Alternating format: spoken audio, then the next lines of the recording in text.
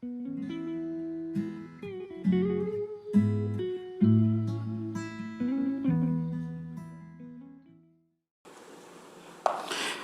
noite, meus irmãos.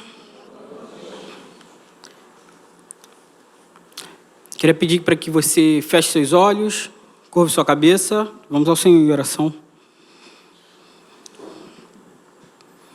Pai, eis aqui um vaso de barro, falando para pessoas que o Senhor ama. Corações, mentes, problemas, desafios, almas estão diante de mim, Senhor. E eu vim falar no Teu nome aos homens. Livra-me de fazer qualquer um deles tropeçar. Peço do Teu Espírito sem medida, Senhor. Que da minha boca só saia a Escritura, e Escritura somente. Toma o Teu povo, Senhor. Abre o coração de cada um deles, como abriu o de Lídia, para que ouçam, entendam e recebam a Tua palavra e produzam frutos. Console, exorte, anime a Tua igreja. Tenha misericórdia de mim e do Teu povo. Fala conosco mais uma vez. Pedimos tudo isso não porque somos bons e justos, mas por causa de Cristo e da sua grande misericórdia.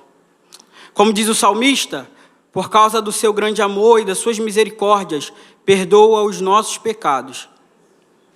Em Cristo Jesus eu oro. Amém.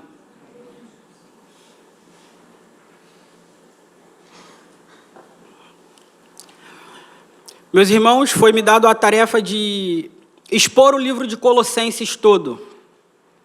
Colossenses provavelmente vai ser a obra da minha vida, o livro que eu mais gastei tempo lendo, estudando, cavando a erudição. O que é erudição? São homens e mulheres que se dedicaram 30, 40, 50 anos a um capítulo da Bíblia.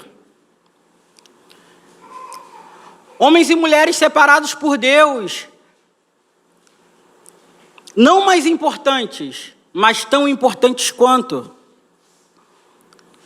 São eles que estão nas faculdades, são eles que estão lutando pelos nossos jovens, são eles que estão batalhando pela nossa fé no âmbito acadêmico. E o trabalho da minha vida tem sido olhar para o que esses irmãos dizem e traduzir. Ser um explicador. A minha tarefa hoje é basicamente tentar explicar 5 versículos magníficos da Bíblia. Gostaria que você abrisse sua Bíblia no livro de Colossenses, no capítulo 1, no verso 15. Enquanto você abre, vá prestando atenção no que eu vou dizendo. Da última vez eu expus Colossenses do capítulo 1, versículo 1 ao versículo 14, por pedido do nosso pastor, Leonardo. E, propositalmente, eu deixei de falar algumas coisas que são necessárias para que você entenda o livro. Não para que você entenda os 14 primeiros versículos, mas para que você entenda o livro. E hoje eu preciso que você entenda algumas coisas. Por exemplo, é muito discutido por que Epafroditos, ou Epáfras, foi até Paulo para poder pedir ajuda com a igreja. Qual era o tipo de heresia que tinha chego até aquela igreja? Porque, como nós vimos anteriormente, nós sabemos que o evangelho verdadeiro chegou. Mas, olhando atentamente para o livro, no capítulo 2, nós vamos ver que também chegaram heresias. Coisas horríveis, que estavam destruindo a fé do povo. E muitos irmãos têm tentado dar um nome para a heresia, porque nós gostamos de coisa fácil, nós gostamos de caixotinho. É mais fácil falar é isto ou aquilo, do que explicar pode ser tanto isto quanto aquilo. E no caso de Colossos, provavelmente o que lá tem não é uma heresia. O que lá tem é combustão de heresias. Por exemplo, muitos têm tentado defender a tese de que no livro de Colossenses a palavra plenitude aparece muito. Por exemplo, nele habita corporalmente a plenitude da divindade. Em Cristo habita toda a plenitude. Colossenses 1,9 vai dizer que para que vocês transbordem do pleno conhecimento de Deus. E por causa dessa palavrinha pleno, conhecimento, muitos recorreram a uma heresia do final do primeiro século, segundo século, chamado gnosticismo. Eu não acredito nisso. Eu faço parte da escola de Douglas Moo.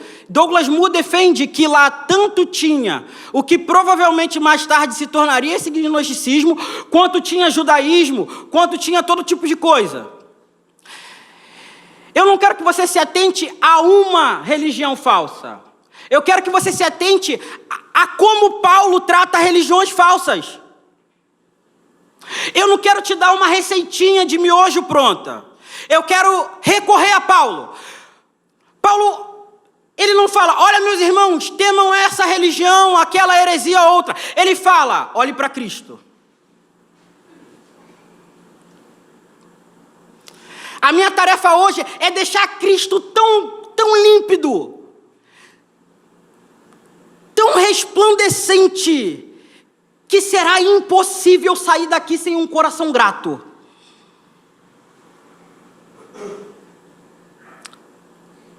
Vamos ao texto.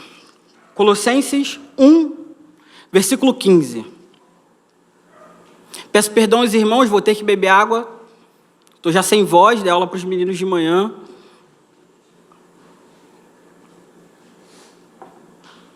O pastor ainda está treinando a gente para poder dar aula e pregar no mesmo dia e ficar tudo tranquilo. Demora, leva alguns anos.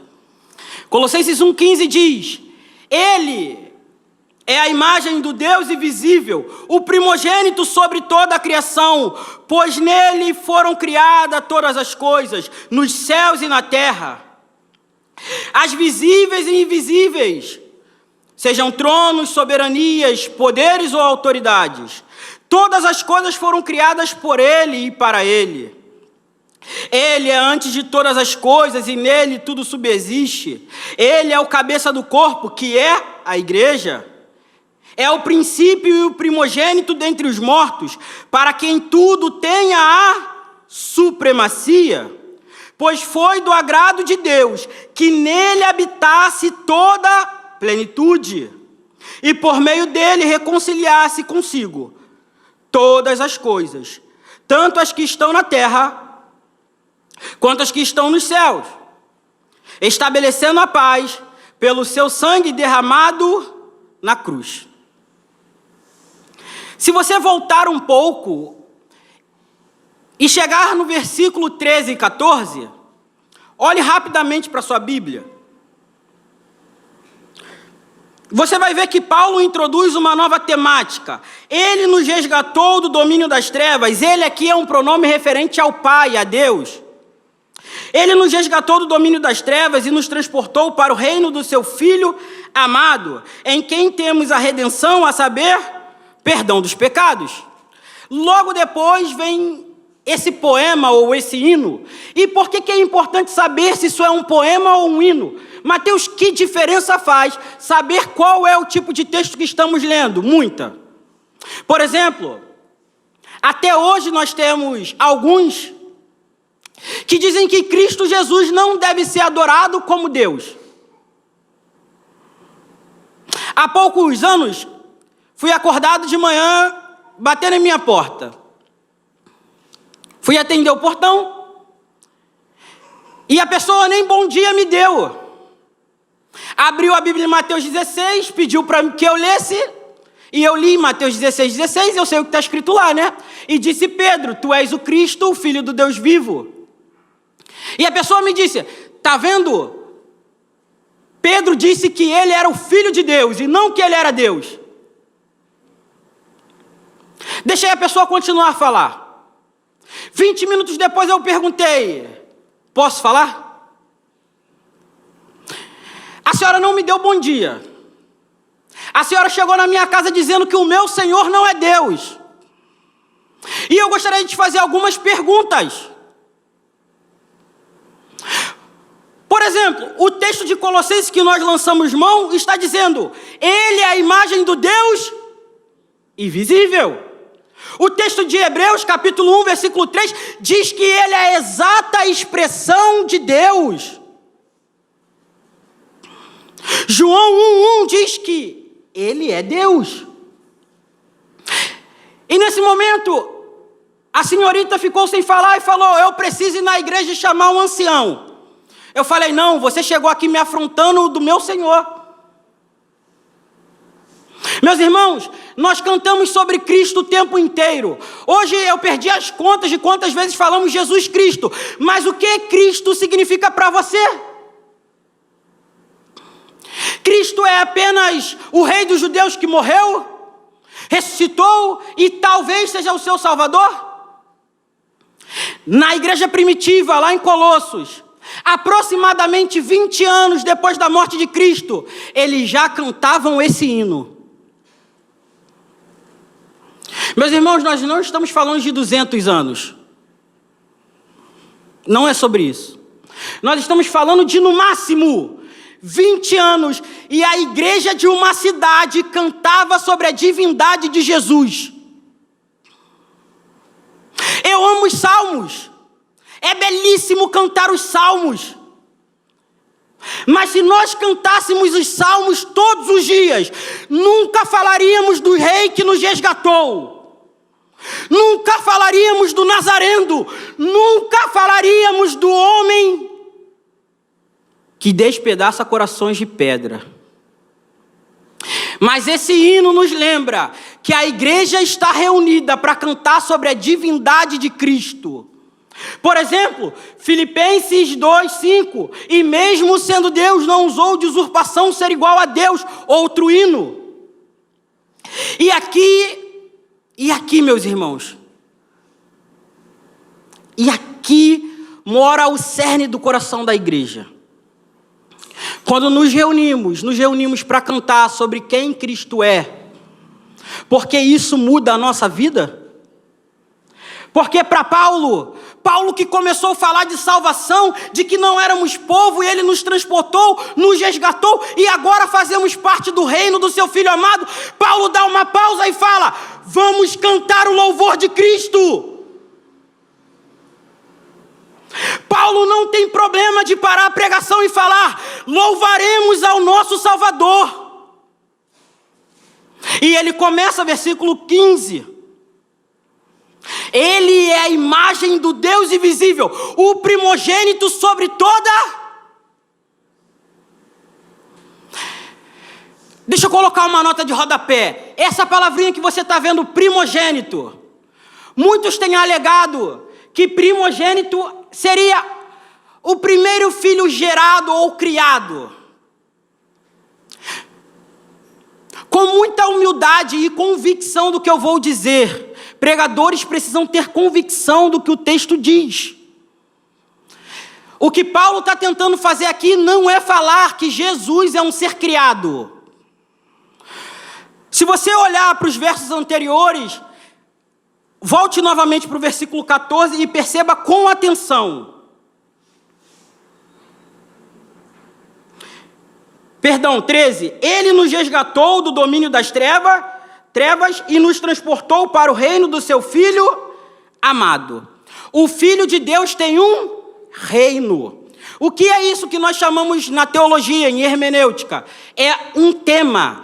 Paulo abriu um tema e agora ele vai falar dentro desse tema. Então, tudo que vem depois disso faz parte dessa construção. Ou seja, pode pôr o 15 de novo para mim? Quando ele fala, ele é a imagem do Deus invisível e o primogênito sobre toda a criação, ele está querendo dizer, ele tem a primazia. Deixa eu contar uma história bíblica que você já conhece por ser um bom cristão e vir na escola bíblica.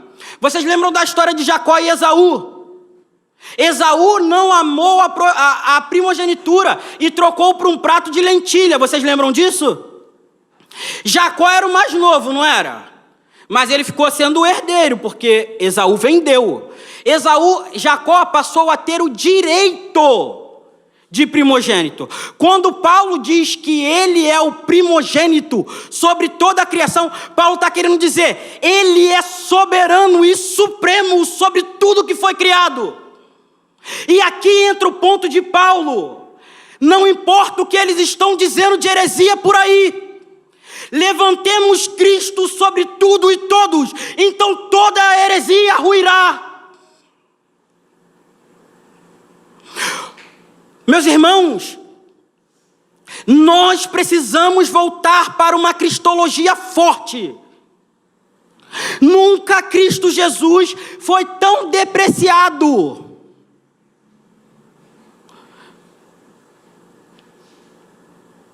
Mas Paulo não para por aí, versículo 16. Pois nele foram criadas todas as coisas, nos céus e na terra, as visíveis e invisíveis, sejam tronos, soberanias, poderes ou autoridades. Todas as coisas foram criadas por Ele e para Ele.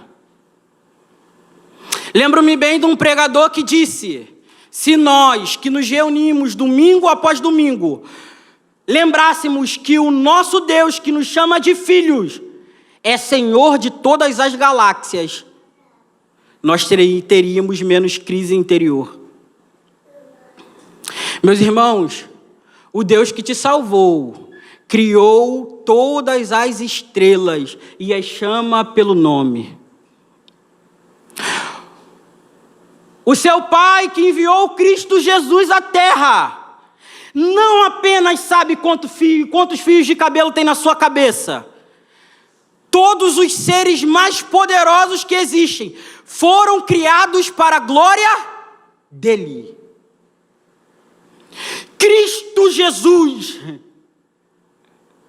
deve ser adorado no culto e não anjos. Nós bem cremos, como o pastor nos ensinou, que os anjos passeiam pela igreja, eles estão guardando a igreja, aleluia e amém, mas eles não são adorados aqui. Não há espaço aqui para adoração a anjos. Por quê? O motivo é simples. Nós adoramos quem é superior aos anjos.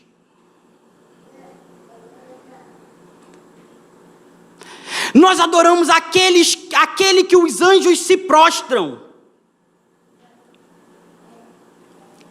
Se você olhar para o capítulo 2, versículo 18, tem uma heresia interessante lá em Colossos.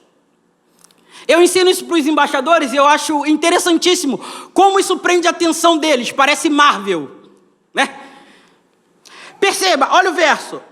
Não permitam que ninguém que tenha prazer numa falsa humildade e na adoração de anjos os impeçam de alcançar o prêmio. Tal pessoa conta detalhadamente as suas visões, em sua mente carnal a torna orgulhosa. Deixa eu tentar ilustrar o que estava acontecendo lá em Colossos. Epáfras foi lá e pregou o evangelho. E passaram alguns meses e alguns começaram a falar assim, ok. Jesus de Nazaré, o crucificado, é o nosso Deus, é o nosso Salvador. Mas nós precisamos de mais uma coisinha para sermos perfeitos. Está faltando algo no nosso culto. E aí os estudiosos se dividem.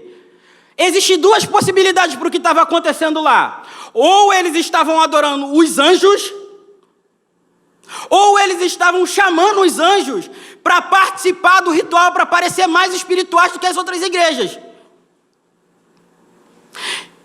E o que Paulo está corrigindo aqui é o seguinte, deixa eu... Pessoal, me deem atenção, é o que Paulo falou.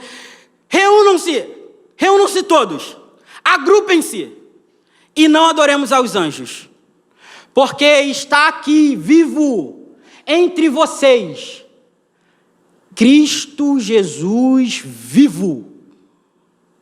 Diante de Cristo Jesus vivo, não tem espaço para culto a anjos. Mas Paulo vai continuar. Paulo falou sobre toda a criação, e agora parece que Paulo vai lançar a mão e vai falar, deixa-me falar da nova criação. Versículo 17. Ele é antes de todas as coisas, e nele tudo subsiste. Ele é o cabeça do corpo, que é a igreja. Ele é o princípio e o primogênito dentre os mortos, para que em tudo tenha a supremacia. Meus irmãos, aqui estão homens que conhecem meu coração. Felipe, Glei, pastor, muitos outros. Paulo. E sabem o quanto eu admiro o nosso pastor.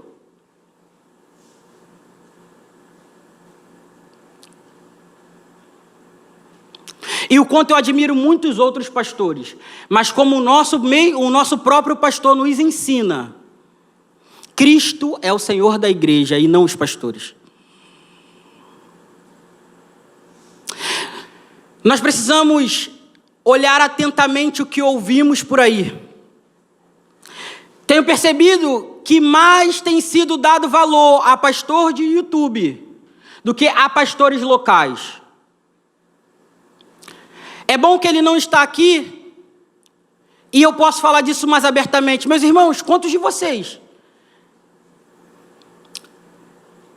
não apenas deram um livro, não apenas mandaram uma mensagem para saber se estava tudo bem, mas tiraram 10 minutos do seu dia para orar pelo pastor que tem conduzido a alma de vocês?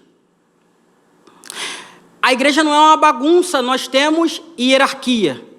Cristo é o cabeça da igreja, mas Cristo estabeleceu pastores. São homens que carecem das nossas orações. Paulo não tem vergonha e ora e pede que a igreja ore por ele para que ele pregue abertamente o evangelho. O nosso pastor carece das nossas orações. Por quê? Porque embora Cristo seja o Senhor da igreja, embora Cristo tenha a supremacia sobre tudo, sobre a criação e sobre a nova criação, Ele estabeleceu pastores. Nós precisamos zelar por eles. Muitos se perguntam, por que Cristo teve que ser o primeiro dentre os mortos? O princípio é o mesmo, dele ser o primogênito sobre toda a criação, para ele ter a supremacia até nos mortos. O que isso quer dizer? Não há 1 centímetro quadrado em todo o planeta Terra que Cristo não seja Senhor. Não há um lugar que você vá que alguém fala que aqui é treva pura, não é não? Cristo é Senhor de tudo. Mas fizeram voodoo, Cristo é Senhor de tudo. Mas o principado está aqui, Cristo é Senhor dos principados.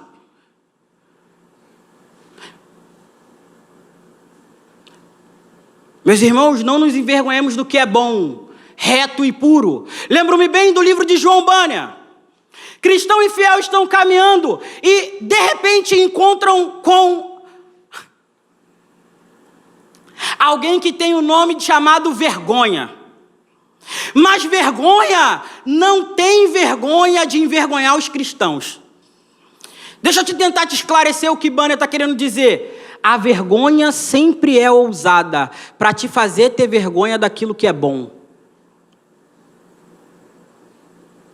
A vergonha sempre tem coragem de fazer você desistir daquilo que é santo, bom, reto e agradável ao seu Deus.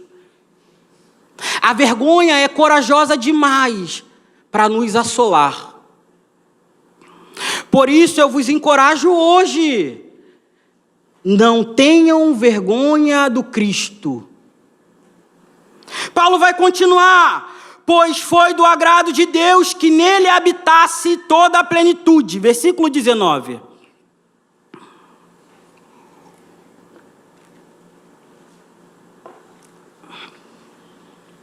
Volte a sua Bíblia para o versículo 9 do capítulo 1.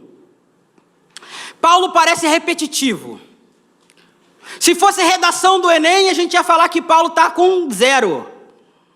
Redundância. Ei, Paulo, vamos trocar as palavras aí, que tu fica repetindo esse negócio toda hora, de plenitude, né? A gente ia falar, Paulo, tu não sabe muito bem o que você está fazendo aí não, Paulo. A questão é ao contrário.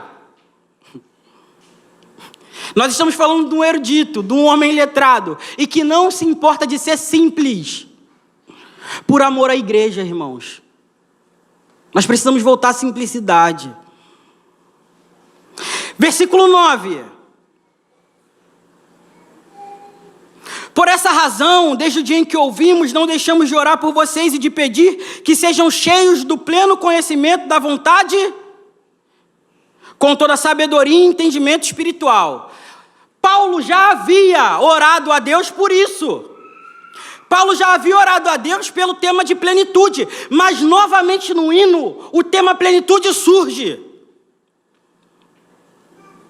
E isso me faz pensar, quantos de nós já desistimos de melhorar? Quantos de nós estagnamos com apenas a oração do almoço? Senhor, obrigado pelo pão.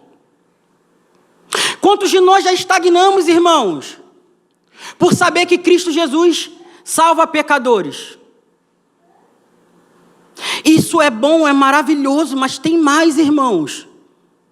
Para o dia mal, você precisa disso, querido. Quantos de nós já desistimos do filho drogado? Do irmão problemático? Do parente fofoqueiro? Quantos de nós já desistimos de coisas básicas e simples da fé? De lembrar quem que é o provedor é Deus. Quantos de nós desistimos que quem nos dá sabedoria na faculdade e no trabalho é o Senhor? Quantos de nós já desistimos que quem sustenta o nosso casamento é Deus?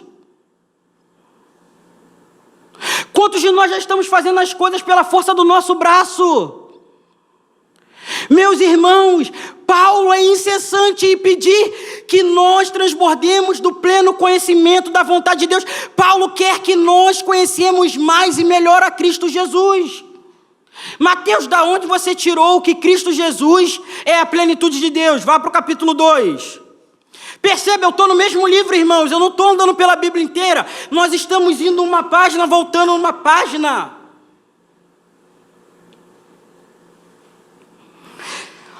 Olhe para a sua Bíblia, capítulo 2, versículo 9.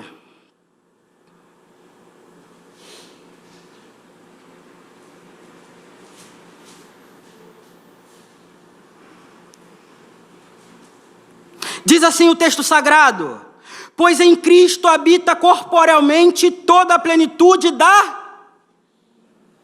Meus irmãos, quando Paulo fala que ele deseja que a gente transborde do pleno conhecimento de Deus, ele não está querendo fazer mandinga gospel, não. Paulo não está querendo ensinar a senhora para saber a cor da camisa. Não é esse tipo de coisa. Isso é importante. Tomar decisões com sabedoria é importante, é cristão e está em Provérbios. Só que o que Paulo está falando aqui é muito mais especial. Paulo está tentando nos ensinar o caminho de conhecer a plenitude de Deus. E Paulo está querendo dizer para os irmãos de Colossos: ei, meus irmãos, isso não está oculto mais. Você não precisa fazer uma campanha da mesa branca para ser revelado o oculto e escondido. Não! Você não precisa de alguém falando que existem mistérios profundos. Você precisa de Cristo Jesus. Mas parece que quando os pregadores falam de forma simples, não tem valor. Quando o pregador sobe no púlpito e fala: meus irmãos, Cristo Jesus está diante de você, abrace-o, abrace-o, abrace-o. O culto foi gelado, foi morno, foi chato. Mas é isso que Paulo está fazendo aqui. Paulo não está gritando, não está esberrando, ele está falando: meus irmãos, a plenitude, a plenitude, a plenitude. Aonde está Paulo? Cristo Jesus. O homem do madeiro que foi assunto ao céu. Tome cuidado com o que você ouve de oculto e escondido, profundo, que ninguém na sua igreja sabe falar. Eu consigo te citar mais de 5 homens, mulheres que amam a Bíblia nessa igreja. Conhecimento profundo. Não caia nessa de que tem um pessoal aí com conhecimento secreto. Ei, aqui na igreja tem gente se debruçando na Bíblia. Homens e mulheres de oração, fervorosos. Paulo está te alertando, não caia nesse negócio de oculto e escondido. Ouça, aonde está Cristo Jesus? Aonde está o homem do madeiro? Aonde está o Deus que se fez carne? O Deus que é tão humilde que encarnou para você poder compreendê-lo. Aonde está o Deus que não usou de usurpação ser igual a Deus? É disso que você precisa. É disso que eu preciso. Versículo 20 do capítulo 1.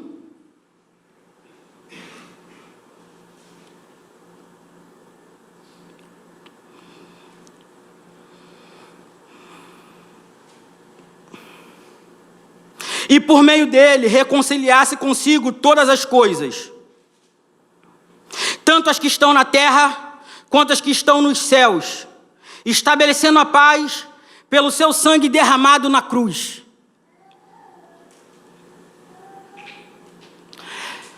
Lembre, quando nós líamos o versículo 13 e 14, que é antes desse texto, Paulo tinha começado a falar de salvação, sim ou não? Paulo tinha começado a falar que Deus nos transportou do domínio das trevas para o reino do seu Filho amado. E parece que Paulo tinha perdido o rumo. Paulo começou a falar de pregação, parecia que Paulo era o pregador do século 21. Começou a abrir o texto e fugiu do texto, né? Mas não foi isso que aconteceu, meus irmãos. Paulo abriu o texto, começou a pregar o texto e falou: deixa eu lembrar vocês do que vocês cantam. Vocês imaginam isso? Paulo falando: meus irmãos, vocês já sabem daquilo que pode derrubar as heresias e as mentiras. Por que, Paulo, vocês já sabem? Porque vocês cantam sobre ele. Porque vocês o adoram domingo após domingo.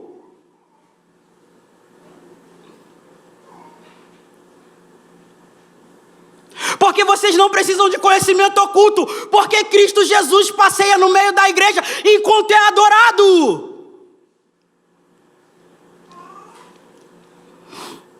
Porque Cristo Jesus reconciliou o universo. Ei, não se trata do Thanos zangado com a terra. Não se trata do Thanos querendo dividir metade da humanidade para ter pão para todo mundo. Se trata de pecadores em guerra com Deus. Se trata de um problema que eu e você não podemos resolver. Se trata de salvação, e salvação é um problema do tamanho de Deus. Só Deus pode resolver um problema de salvação.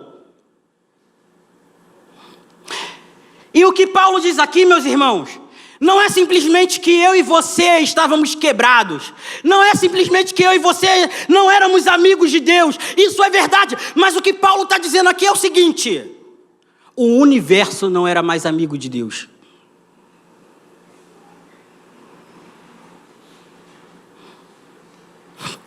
Eu quero que você ouça Paulo.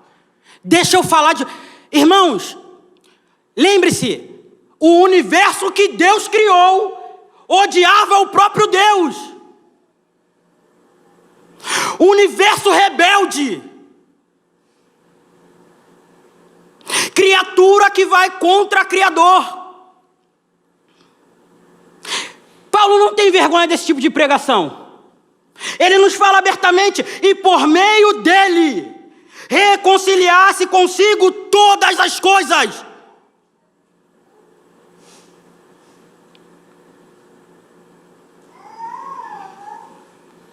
Tanto as que estão na terra quanto as que estão nos céus.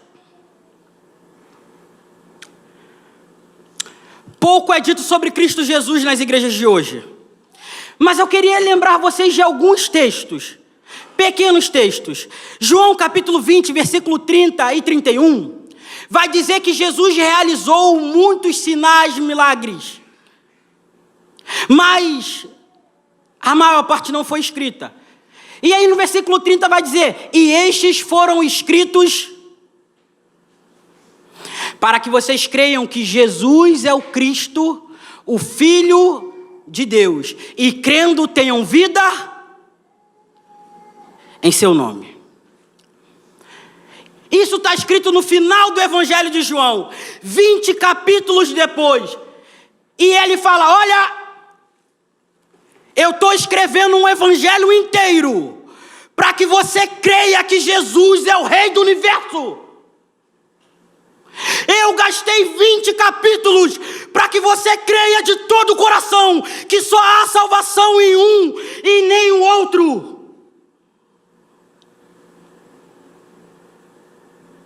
João, meus irmãos, estava preocupado com o nosso coração e aonde ele está. Se Cristo Jesus ainda é suficiente ou não. Mateus, qual é o perigo disso? Porque nós desejamos palavras que nos ajudem a trabalhar melhor, a ter um casamento mais legal, a ser um amigo mais bacana, a ir e vir mais arrumado. Nos séculos passados, meus irmãos, muitos homens pregavam dia e noite, todo dia, só sobre Jesus, o Cristo crucificado, e os maiores avivamentos aconteceram por causa disso. Caminhando para o final, deixa eu te falar de apenas mais um texto sobre Cristo Jesus. Hebreus capítulo 1, do versículo 1 ao versículo 3.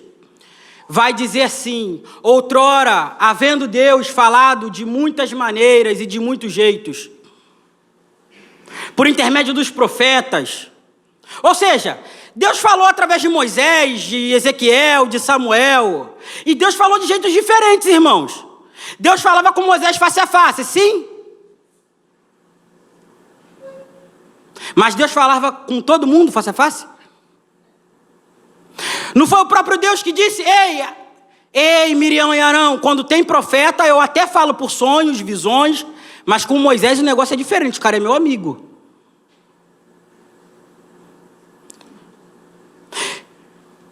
Deus falava ou não falava com Elias e Eliseu, meus irmãos? Deus falava ou não falava com Daniel e Samuel? Jeremias, Abacuque, Sofonias? Nomes que nós nem abrimos mais.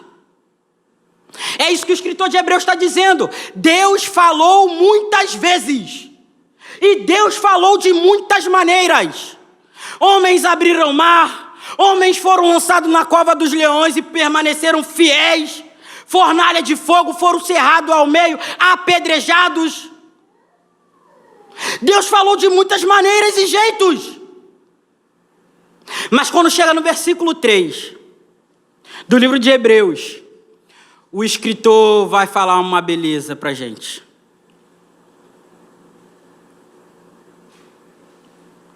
Ele decidiu falar pelo Filho. E olha quem o Filho é. O Filho é o resplendor da glória de Deus. E a expressão exata do seu ser. Sustentando todas as coisas por sua palavra, depois de ter realizado a purificação dos, ele se assentou à direita nas alturas. A minha pergunta é: quando foi a última vez que você acordou pelo domingo e falou: eu vou adorar aquele que está assentado nas alturas, à direita da majestade?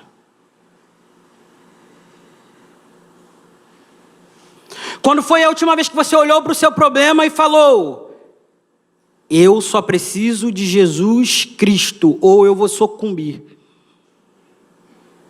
Quando foi a última vez que você olhou para a ansiedade, para a depressão, para a dívida,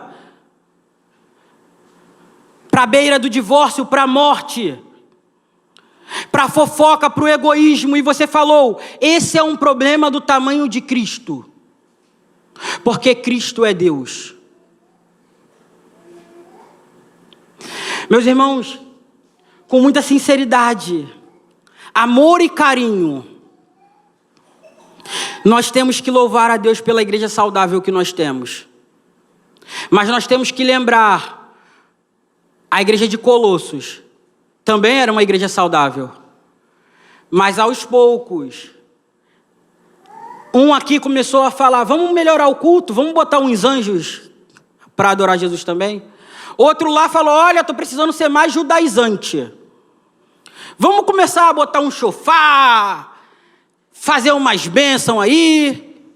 E aí o outro falou, não, a gente precisa de mais jejum. Se a gente não jejuar severamente, não vamos receber a plenitude. Foi assim, meus irmãos. Um mês, o outro no outro mês, até que a igreja entrou em colapso. E quando a igreja entrou em colapso, Paulo resolveu o problema de uma maneira. Precisamos olhar para Cristo Jesus. Precisamos olhar para o nosso Deus, que é soberano sobre toda a criação. Exaltado, excelso e sublime. Porque não há outro nome que importa que os homens sejam salvos. Se você que ainda não é crente e não professa Cristo Jesus ainda, a minha última palavra é para você essa noite. Existe perdão em Cristo Jesus para todos os seus pecados. E eu não me importo qual foi o seu pecado. E nem Cristo. Se arrependa hoje e volte para o Senhor do universo, aquele que sustenta tudo pela sua palavra poderosa. E abandone os seus pecados. Deixe de uma vez por todas. Encontre força na graça de Cristo Jesus. Agora você que é cristão, meu irmão, você não precisa de um culto mais elaborado. Você não precisa de adoração de anjos. Você não precisa de mais judaísmo na igreja. Você só precisa lembrar-se e pedir, mostre-me Cristo Jesus, pregador, todos os dias. Quem é Cristo Jesus? Porque Ele é suficiente para o tamanho da minha dor. Que Cristo console e exorte, através do seu Espírito, cada coração essa noite. Quero pedir para que você fique de pé por um momento. Feche seus olhos e curve sua cabeça. Porque eu preciso ir a Deus uma última vez em oração. No nome poderoso de Jesus de Nazaré.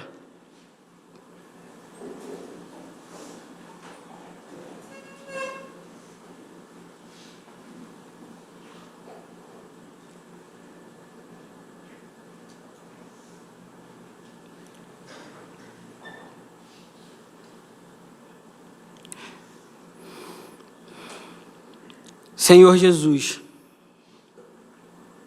o teu povo está reunido, Senhor.